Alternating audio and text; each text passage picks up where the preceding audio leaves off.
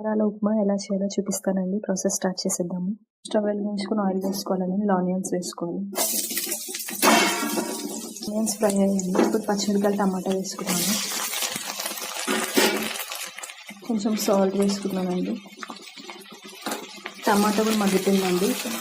ఇప్పుడు కొంచెం మిరియాల పొడి, కొంచెం పసుపు, కొంచెం సాల్ట్ అండి. ఒకసారి కలిపేసి ఇది ఫ్రై అవుతుందండి. ఇప్పుడు మరమరాలు వాటర్లో వేసుకొని తీసేసుకోవాలండి. వాటర్లో నుంచి తీసుకొని వేసుకున్నానండి. ఒకసారి కలుపుకుంటాను. చూడండి, ఫైనల్గా అయితే మరమరాల ఉప్మా రెడీ అయిందండి. గిన్నెలోకి తీసి చూపిస్తానండి. చూడండి, ఫైనల్గా అయితే మరమరాల ఉప్మా రెడీ అయిందండి. చాలా బాగుంటుంది, చాలా టేస్టీగా ఉంటుంది.